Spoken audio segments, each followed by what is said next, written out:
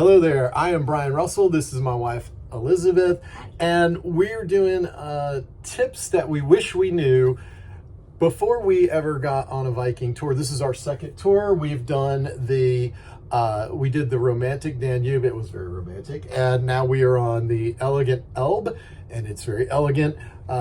Tip number one, stay in the standard staterooms, especially if you're going to be on a smaller ship like this one. This is the Astral.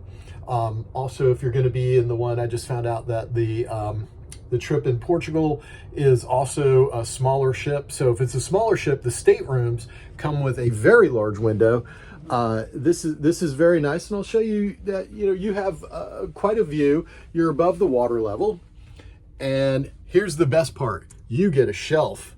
This shelf right here. Well, please excuse our mess, but we've been on this tour for a bit. You save a ton of money by staying in the standard rooms. The French balconies and just the balconies in general, if you're in a larger ship, you're going to be looking at the dock, or you're going to be looking at another boat.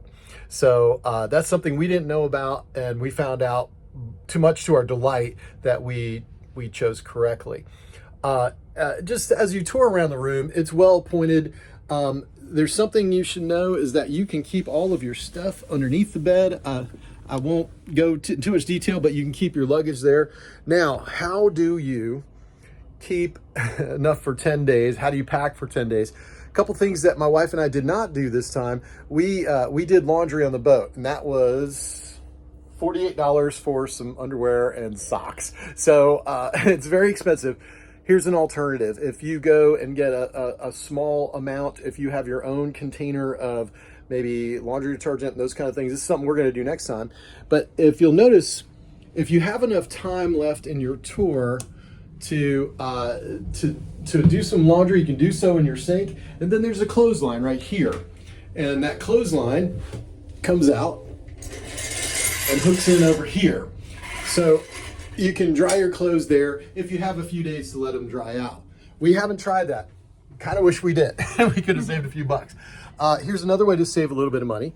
These are not all drawers. I will not open the drawers. I will not mention your unmentionables, but we have a refrigerator, and this is part of every trip. And we bought some chocolate because we're in Germany. Come on.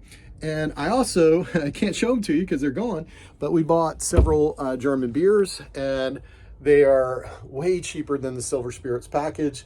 The Silver Spirits package probably is cost justified if you like having beverages.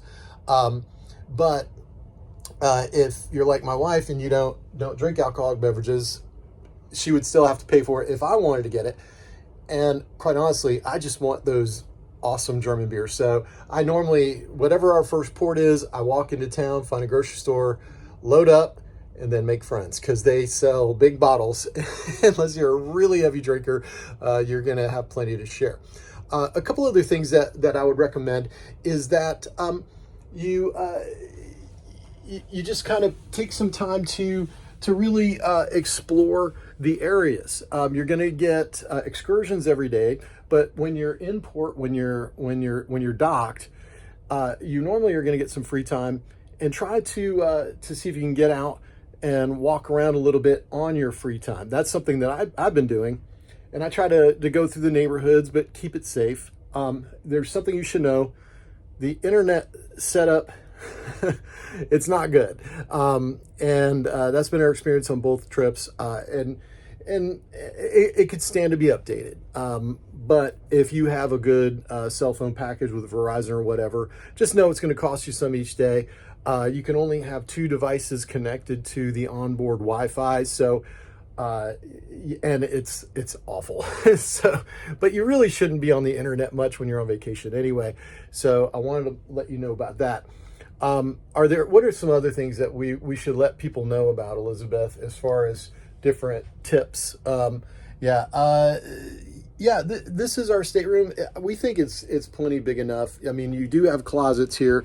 I'm sure folks that are tuning in are probably wanting to see some space, but you have places to keep things and plenty of room. It's kind of messy right now, but you can hang your things up and so forth.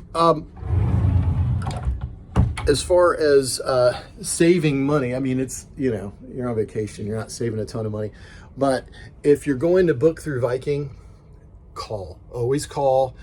Don't book online.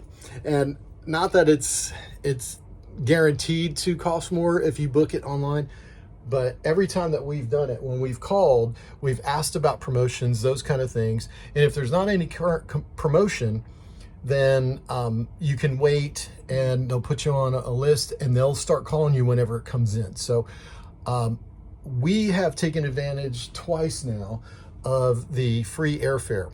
That is a massive discount. And when you get that coupled with any other promotions or discounts, it really becomes cost effective. When I told my friends what we paid for this particular trip, they were stunned because they spent way more than that just to go to Disney. So anyway, I hope this is helpful. These are things that I wish I knew before I went on a Viking tour.